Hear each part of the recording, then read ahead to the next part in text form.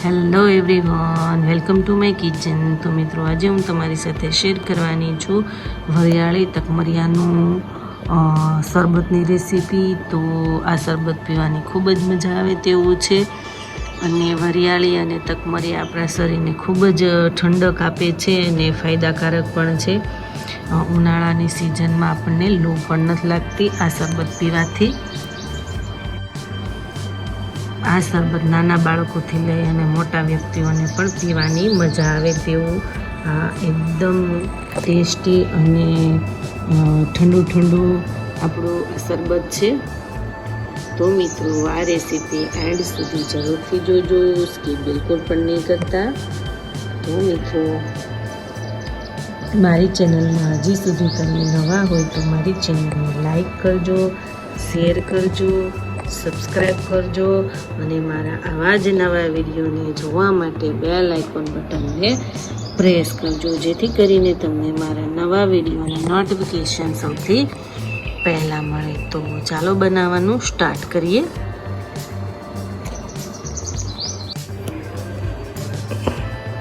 તો તમે જોઈ શકો છો કે મેં અહીંયા વરિયાળી લીધી છે, 1 ગ્લાસ પાણી લીધું છે, ખાંડ લીધી છે, જેટલા વ્યક્તિ હોય તેટલું આપણે પાણી લઈશું અને હવે આ વરિયાળીનો જે છે તે આપણે ભૂકો કરી લઈશું મિક્સરના મદદથી।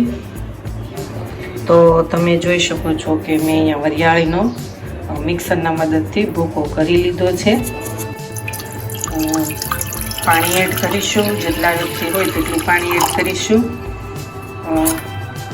વરિયાળીનો ભૂકો એડ કરીશું 3 ટેબલ સ્પૂન જેટલો। જો વધારે એડ કરવો હોય તો પણ ચાલે, કેમ કે આપણી જે વરિયાળી છે તે આપણા શરીરને ખૂબ જ ઠંડક આપે છે। તો સ્વાદ અનુસાર જેટલું આપણે ખાંડ એડ કરીશું, જેટલું તમને ગળ્યું ભાવતું હોય એટલું એડ કરવાનું। હું અહીંયા 5 ટેબલ સ્પૂન જેટલી ખાંડ એડ કરું છું અને આપણી જે ખાંડ ગળી જાય ત્યાં સુધી તેને આ રીતના સતત હલાવતા રહીશું।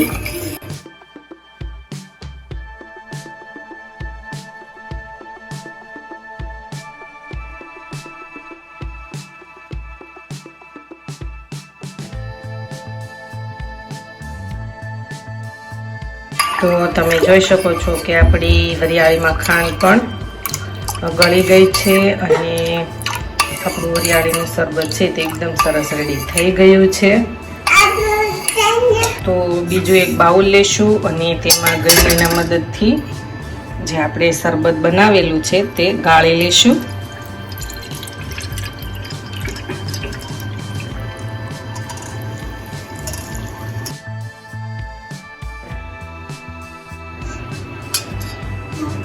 તો તમે જોઈ શકો છો કે આપણું વરિયાળીનું શરબત એકદમ સરસ બનીને એવું રેડી થઈ ગયું છે। તો તેને આપણે એક ગ્લાસમાં ટ્રાન્સફર કરી લઈશું। તો એક ગ્લાસ લઈશું। તો અહીંયા મેં બરફના ટુકડા લીધેલા છે તે એડ કરીશું।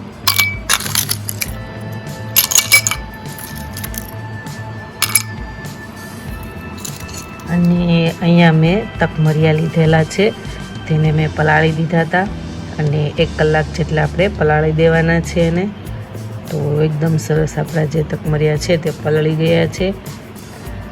1 ટેબલ સ્પૂન જેટલા છે તે એડ કરીશું। અહીંયા મેં સંચળ પાવડર લીધેલો છે તે એડ કરીશું 1 ટેબલ સ્પૂન જેટલો।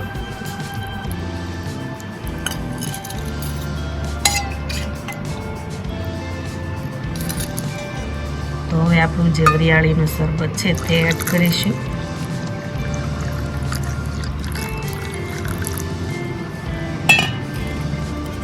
મિક્સ કરી લેશું।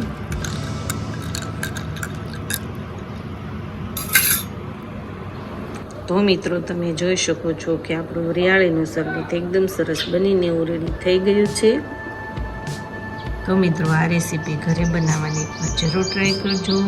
ખૂબ ટેસ્ટી, સ્વાદિષ્ટ અને એકદમ ઠંડુ ઠંડુ આ શરબત છે। તો મિત્રો, હવે આપણે નવા વિડીયો સાથે ફરી મળીશું। Thank you for watching.